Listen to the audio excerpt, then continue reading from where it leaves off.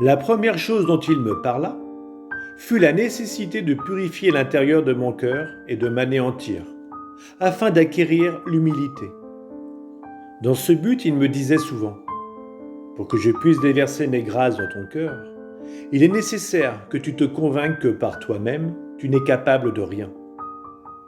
Je comble de mes dons et de mes grâces les âmes qui hésitent à s'attribuer à elles-mêmes les bons effets de leurs travaux, faits avec ma grâce. Je les regarde avec beaucoup d'approbation. Les âmes qui considèrent mes dons et mes grâces comme si elles les avaient acquises par elles-mêmes commettent beaucoup de larcin. Elles devraient se dire « Les fruits qui sont produits dans mon jardin ne doivent pas m'être attribués à moi, pauvre et misérable créature, mais sont les résultats des dons qui m'ont été accordés à profusion par l'amour divin.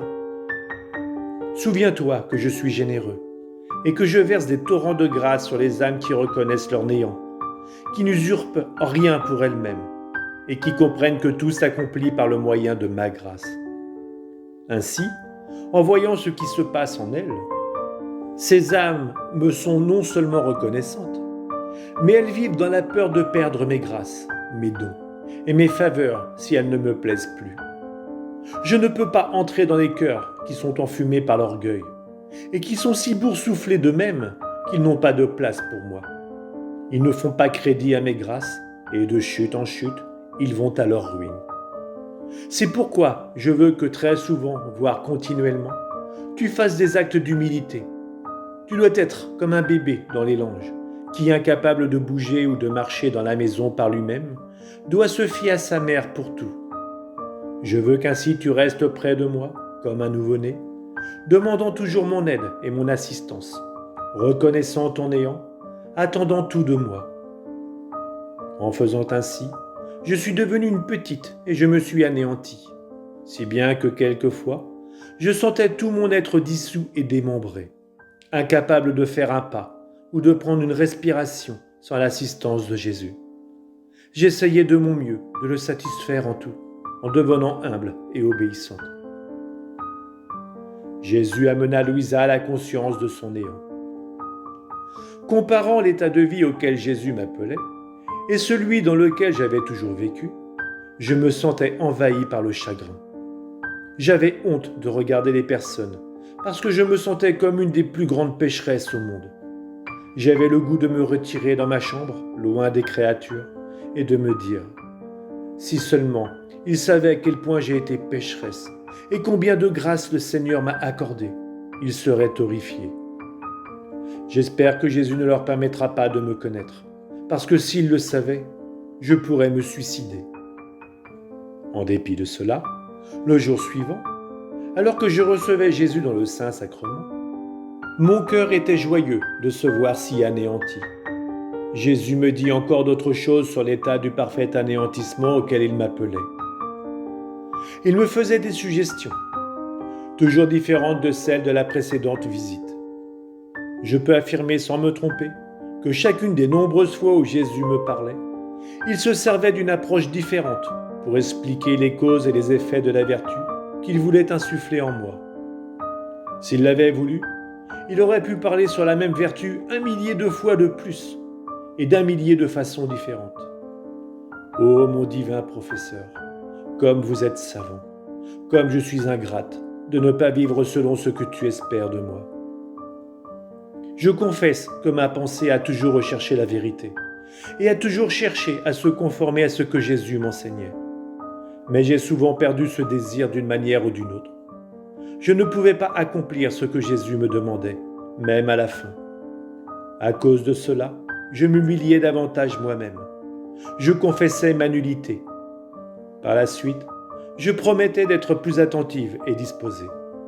En dépit de tout cela, je n'aurais jamais pu réussir à faire le bien que sa perfection requérait, s'il ne m'avait pas assisté continuellement. Il me disait souvent, « Si tu avais été plus humble et plus près de moi, tu n'aurais pas fait ce travail si pauvrement. Mais parce que tu pensais que tu pouvais commencer, continuer et finir le travail sans moi, tu l'as réussi, mais pas selon mes désirs à moi. Pour cette raison, demande mon assistance au commencement de tout ce que tu entreprends, Assure-toi que je sois toujours présent pour travailler avec toi. Ce que tu fais sera complété avec perfection. Sache que si tu fais toujours cela, tu acquerras la plus grande humilité. Si tu fais le contraire, l'orgueil rentrera en toi et elle étouffera cette très belle vertu d'humilité qui a été semée en toi. Ainsi, il me donnait beaucoup de lumière et de grâce et me faisait voir la laideur du péché d'orgueil. L'orgueil est la plus terrible ingratitude envers Dieu et le plus grand affront qu'on puisse lui faire. Il aveugle l'âme complètement, il l'amène à tomber dans une grande impiété et la conduit à sa ruine. L'âme doit être contrite de ses péchés. Jésus ne veut pas qu'elle s'attarde au passé. Les grâces extraordinaires qui m'étaient données par Jésus me laissaient dans une grande tristesse par rapport au passé et dans une peur vive concernant l'avenir.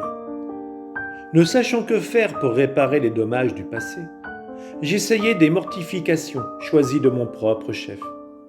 Je demandais aussi des mortifications à mon confesseur, mais elles ne m'étaient pas toujours consenties. Toutes les pénitences que je faisais me semblaient insignifiantes, parce que j'étais incapable de changer le passé et que je ne savais que faire d'autre. Je me mettais à pleurer à la pensée de mes péchés passés. Je me tournais finalement vers mon toujours aimable Jésus. La peur d'être loin de lui me hantait, et la peur qu'ensuite il m'en coûte plus cher encore me laissait sans savoir comment quoi faire.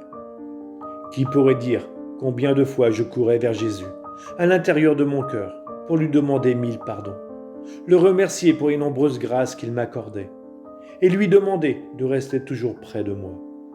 Souvent je lui disais, « Voyez-vous mon bon Jésus, combien de temps j'ai perdu, et combien de grâces j'ai gaspillé, alors que j'aurais pu augmenter mon amour pour vous, mon plus grand bien et mon tout. » Alors que d'une manière un peu ennuyeuse, je continuais à lui parler ainsi.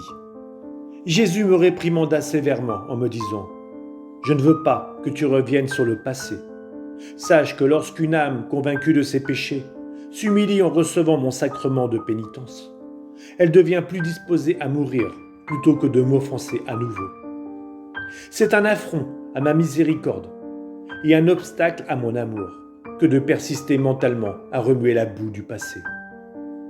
Mon amour ne peut accorder à une âme de prendre son envol vers le ciel si elle reste plongée dans des pensées affreuses et des idées noires sur le passé. Sache que je ne me souviens plus du mal que tu as commis, ayant parfaitement tout oublié. Vois-tu en moi quelque rancœur, ou même une ombre de mauvaise humeur envers toi ?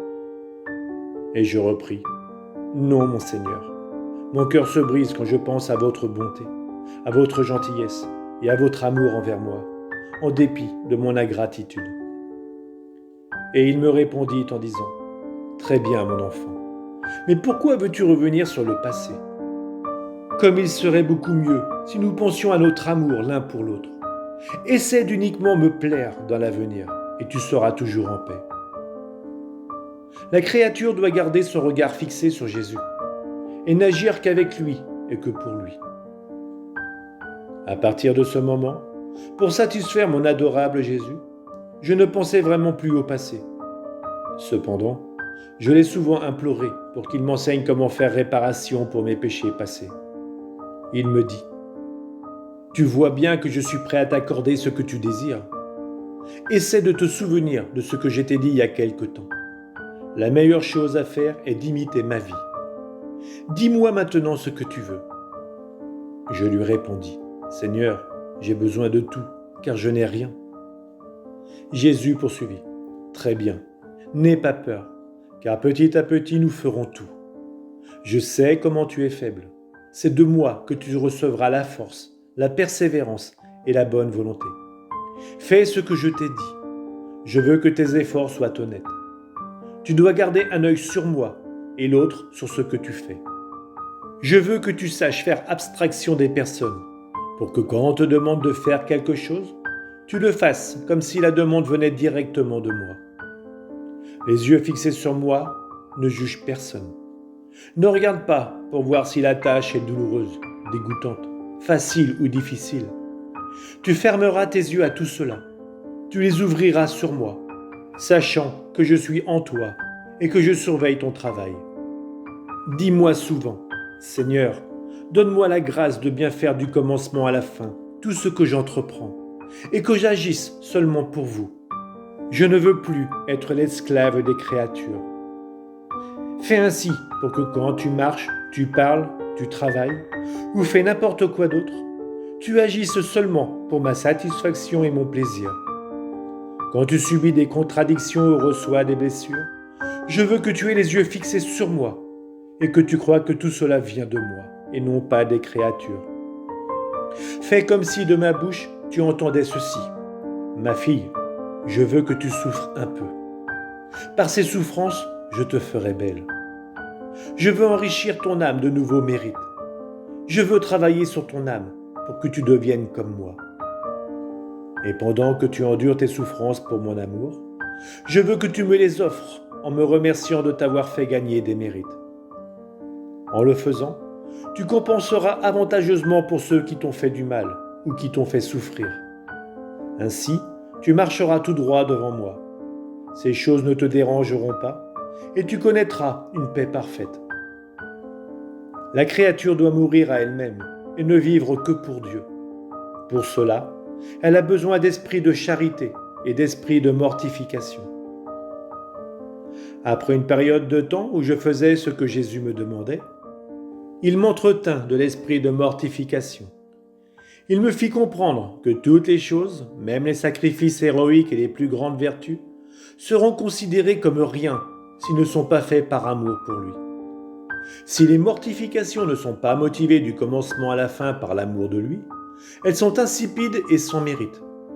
Il me disait, la charité est la vertu qui donne aux autres vertus leur lustre. Les actions faites sans la charité sont des œuvres mortes. Mes yeux font seulement attention aux actions qui sont faites en esprit de charité. Elles seules atteignent mon cœur. Par conséquent, sois attentive et fais tes actions, même les plus petites, en esprit de charité et de sacrifice. Fais-les en moi, avec moi et pour moi. Je ne reconnaîtrai pas tes actions comme miennes si elles ne portent pas les deux sceaux, celui de tes sacrifices et mon propre sceau. Comme la monnaie doit avoir l'image du roi imprimée sur elle pour être acceptée, comme valable par les sujets du roi, ainsi tes actions doivent porter la marque de la croix pour être acceptées par moi. Nous ne nous préoccuperons plus maintenant de travailler à éliminer tes affections pour les créatures, mais ton affection pour toi-même.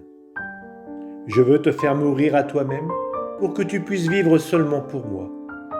Je veux imprimer en toi rien d'autre que ma vie. C'est vrai qu'il t'en coûtera davantage, mais prends courage et n'aie pas peur. Moi avec toi et toi avec moi, nous ferons tout. Il me donnait de nouvelles idées en ce qui concerne l'anéantissement de soi-même.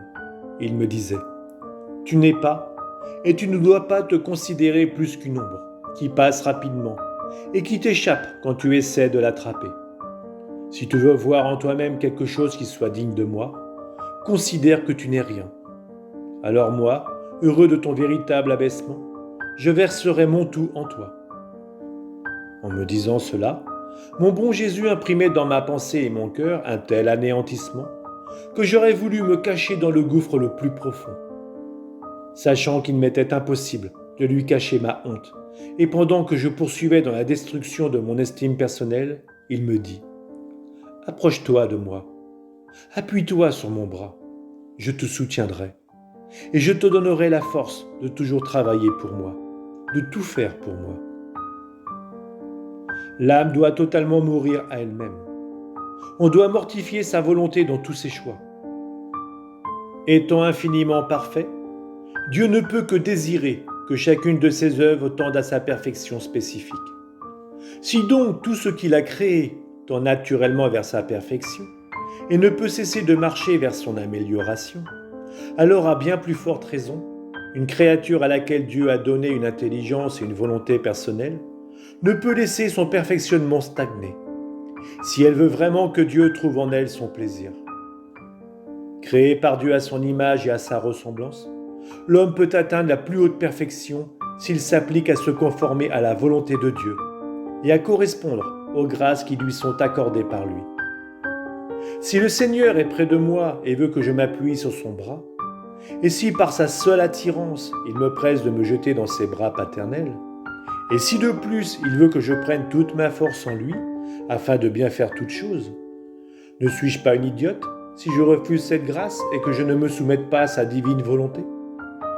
C'est pourquoi moi, plus que toute autre créature, je crois qu'il est de mon devoir de toujours suivre mon adorable Jésus, lui qui me dit « Par toi-même tu es aveugle, mais n'aie pas peur.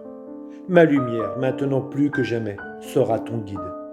Je serai en toi et avec toi pour faire des choses merveilleuses. Suis-moi en toutes choses et tu verras.